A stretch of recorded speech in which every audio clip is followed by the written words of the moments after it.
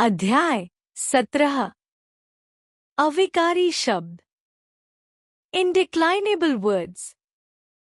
अविकारी शब्द वे शब्द जिनमें लिंग, वचन, कारक आदि के कारण विकार, परिवर्तन उत्पन्न नहीं होता है। अविकारी शब्द के भेद। क्रिया विशेषण, संबंध बोधक, समुच्चय बोधक, विस्मयादि बोधक।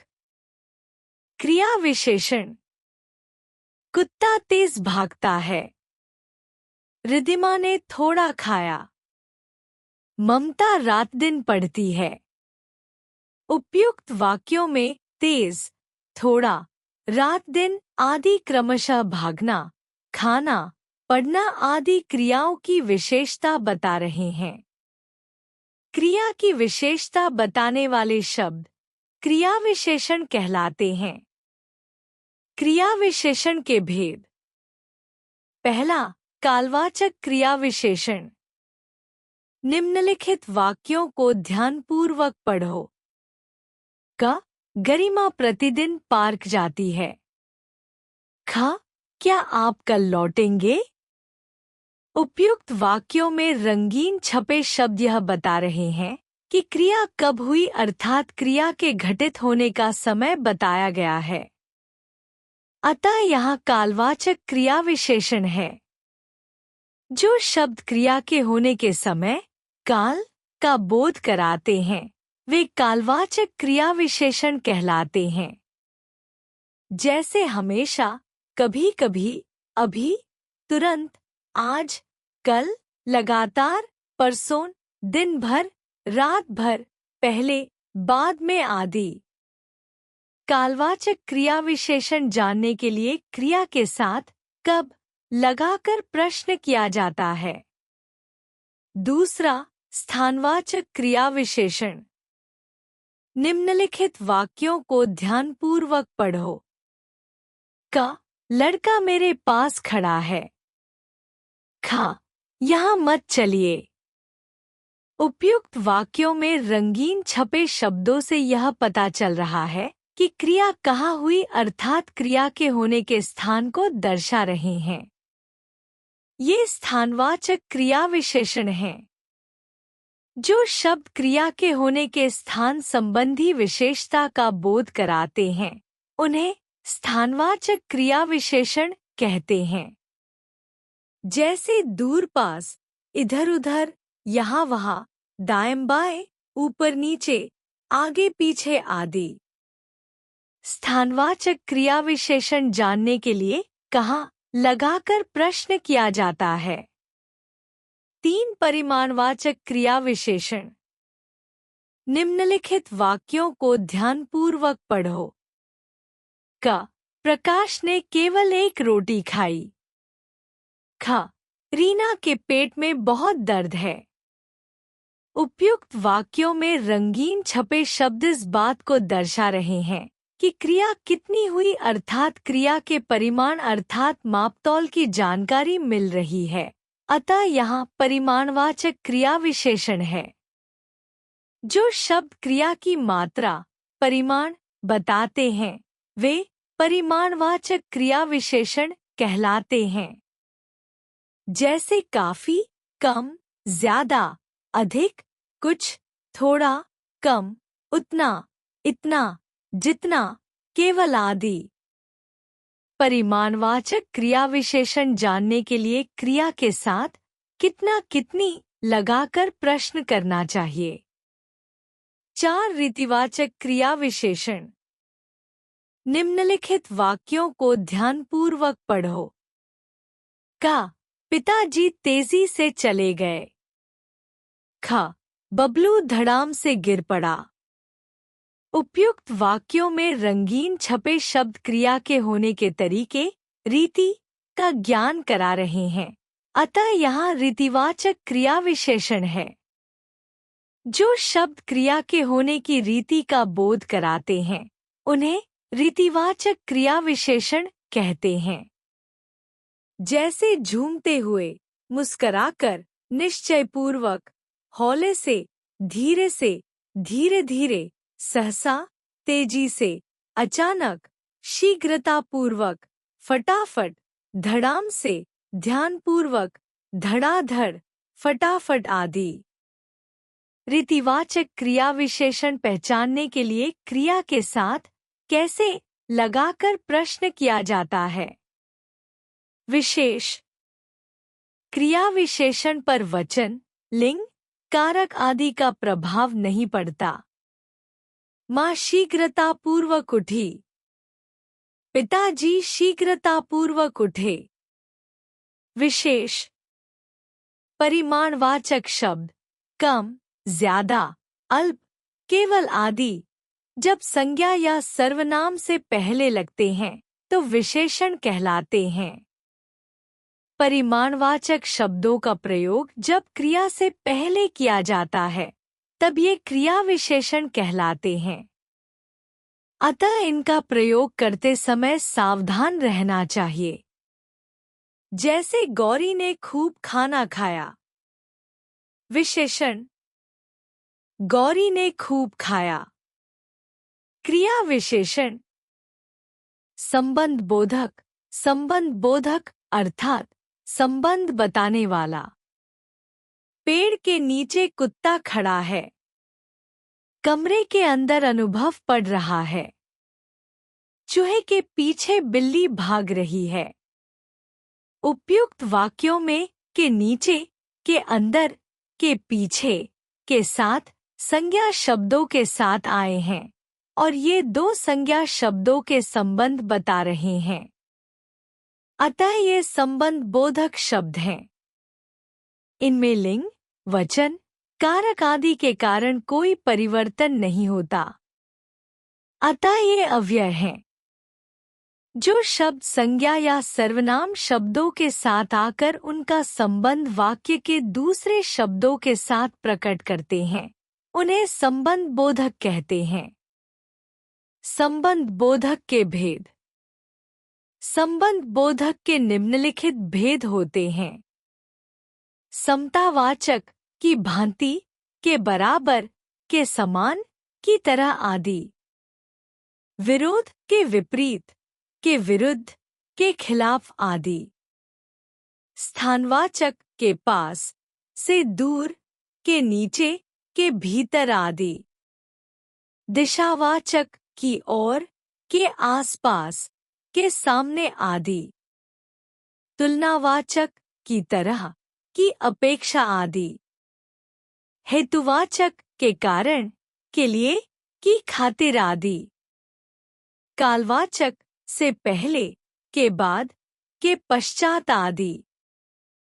पृथकवाचक, से अलग, से दूर, से हटकर आदि। साधनवाचक, के द्वारा, के माध्यम, के सहारे आदि। संगवाचक, के साथ, के संग, के समेत आदि। विशेष संबंध बोधक पदों का प्रयोग सदा, के, से, की आदि के साथ किया जाता है, अन्यथा ये विशेषण अथवा क्रिया विशेषण बन जाते हैं। संबंध बोधक अव्यय संज्ञा सर्वनाम शब्दों के साथ आते हैं, परंतु क्रिया विशेषण क्रिया से पहले आते हैं। जैसे सविता बाहर, क्रिया विशेषण, खड़ी हुई है। क्रिया घर संज्ञा, के बाहर, संबंध बोधक, सविता, संज्ञा, खड़ी हुई है। समुच्चय बोधक अर्थात जोड़ने का बोध कराने वाला। अंकिता और हर्षिता ने गायन प्रस्तुत किया। तुम कम पढ़े इसलिए अंक कम आए। माँ कहेंगी तो मैं भी चलूंगा।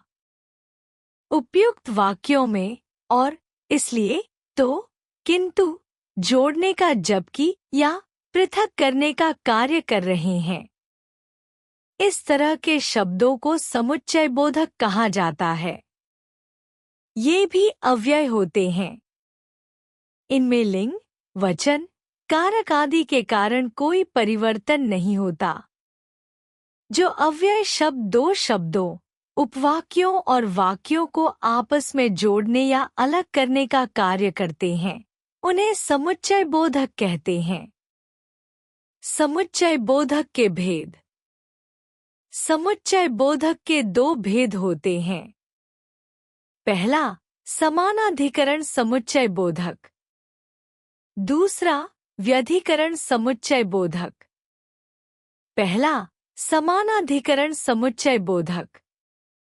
जिन समुच्चय बोधक शब्दों के द्वारा दो या दो से अधिक समान शब्दों, उपवाक्यों या वाक्यों को जोड़ा जाता है, उन्हें समानाधिकरण समुच्चय बोधक कहते हैं। जैसे बल्कि, या, व, एवं, इसलिए, और, तथा आदि। लड़का व लड़की पढ़ रहे हैं। अभिनेता एवं अभिनेत्री बातें कर रहे हैं। रानी ने पढ़ाई की लेकिन पास नहीं हुई। राहुल तथा गीता भाई बहन हैं।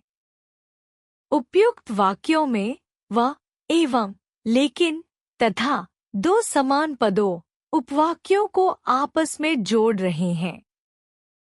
दूसरा, व्यधिकरण समुच्चय बोधक। एक अथवा एक से अधिक उपवाक्यों, प्रधान उपवाक्य और आश्रित उपवाक्य को आपस में जोड़ने वाले शब्द व्याधिकरण समुच्चय बोधक कहलाते हैं। जैसे कि, क्योंकि, यद्यपि, तथापि, ताकि, या आदि। कसरत करो ताकि स्वस्थ रहो। गर्वित की डांट पड़ी इसलिए वह रो रहा है। उपयुक्त वाक्यों में एक प्रधान उपवाक्य है तथा दूसरा आश्रित उपवाक्य, जिन्हें ताकि, इसलिए, कि से जोड़ा गया है। अगली कक्षाओं इनके बारे में विस्तार से पढ़ाया जाएगा। विस्मयादिबोधक अर्थात आश्चर्य तथा मन के अन्य भावों, हर्ष, शोक, घृणा, क्रोध, भय आदि का ज्ञान कराने वाला। निम्नलिखित वाक्यों को ध्यानपूर्वक पढ़ो। छिखी, कितना गंदा कमरा। वाह, कितना सुंदर नृत्य। ओफ, कितनी अधिक बरसात हुई। अरे, तुम कब आए? हे प्रभु, मेरी मदद कीजिए। उपयुक्त वाक्यों में छी छी, वाह, उफ, अरे, हे प्रभु आदि शब्द वक्ता के मनोभावों को दर्शा रहे हैं कि वक्ता क्या अनुभव कर रहा है। ऐसे शब्द विस्मयादिबोधक शब्द होते हैं। जिन शब्दों के द्वारा विस्मय, भय, हर्ष, क्रोध, घृणा आदि का भाव प्रकट होता है, उन्हें विस्मयादिबोधक कहा जाता है। विस्मयादिबोधक के भेद। चेतावनी बोधक, सावधान, खबरदार, होशियार, बचो, हटो आदि। सावधान, आगे खाई है। शोकबोधक, हाय, हाय राम, ओह, उफ आदि। हाय, बेचारा घायल हो गया। क्रोधबोधक, चुप, हट, परे हट, खामोश आदि। चुप, अब मुझे एक शब्द भी नहीं सुनना है। विस्मयबोधक, क्या, अरे, ओह आदि। अरे, ये कैसे हुआ। प्रशंसाबोधक, शाबाश, खूब आदि। शाबाश, तुमने बहुत अच्छा काम किया। हर्षबोधक, वाह, आहा, खूब, क्या खूब आदि। वाह, भारत मैच जीत गया। संबोधन बोधक, ओ, अरे सुनो, सुनो, अजी सुनिए आदि। अरे सुनो, जरा जल्दी करो। घृणाबोधक, छी, धिक्कार, धत आदि। धिक्कार है, तुमने अपनों को ही ठग लिया। भयबोधक, अरे भगवान, अरे बाप रे, हे राम, बाप रे बाप। आदि। अरे बाप रे, कमरे में सांप निकला है। स्वीकृति बोधक, जी ठीक, अच्छा, हाँ। आदि। जी, आपने बिल्कुल ठीक किया। आशीर्वाद बोधक, जीते रहो, दीर्घायु हो, सुखी रहो, सौभाग्यवती भव। आदि। जीते रहो, भगवान तुम्हें खुश रखे। विशेष। विस्मयादिबोधक शब्दों के साथ विस्मयादिबोधक चिन्ह का प्रयोग जरूर किया जाता है। ये अव्यय या अविकारी शब्द होते हैं जिनमें लिंग, वचन, कारक आदि के कारण परिवर्तन नहीं आता। इनका उच्चारण विशेष तौर पर महत्वपूर्ण होता है क्योंकि ये वक्ता के मनोभावों को प्रकट करते हैं। एक या दो शब्दों में ही बड़ी बात कही जा सकती है। इन शब्दों का अपना कोई विशेष अर्थ नहीं होता, बल्कि इनके उच्चारण से ही विशेष अर्थ प्रकट होता है। ये ज्यादातर वाक्य के आरंभ में लगाए जाते हैं। हमने जाना। क्रिया की विशेषता बताने वाले शब्दों को क्रिया विशेषण कहते हैं। क्रिया विशेषण 4 प्रकार के होते हैं: कालवाचक क्रिया विशेषण, स्थानवाचक क्रिया विशेषण, परिमाणवाचक क्रिया विशेषण और रीतिवाचक क्रिया विशेषण। जो शब्द संज्ञा या सर्वनाम शब्दों के साथ आकर उनका संबंध दूसरे वाक्यों के साथ जोड़ते हैं, वे संबंध बोधक कहलाते हैं। संबंध बोधक के निम्नलिखित भेद होते हैं: समतावाचक, विरोधवाचक, स्थानवाचक, दिशावाचक, तुलनावाचक, हेतुवाचक, कालवाचक, पृथकवाचक, साधनवाचक तथा संघवाचक। जो अव्यय शब्द दो शब्दों, उपवाक्यों और वाक्यों को आपस में जोड़ने या अलग करने का कार्य करते हैं, उन्हें समुच्चय बोधक कहते हैं। समुच्चय बोधक के 2 भेद होते हैं: समानाधिकरण समुच्चय बोधक तथा व्याधिकरण समुच्चय बोधक। मन के भावों को प्रकट करने वाले शब्दों को विस्मयादिबोधक कहा जाता है। ये अविकारी होते हैं। विस्मयादिबोधक शब्दों के साथ विस्मयादिबोधक चिन्ह का प्रयोग किया जाता है। विस्मयादिबोधक हर्ष, क्रोध, घृणा, शोर, स्वीकृति, आशीर्वाद आदि के सूचक होते हैं।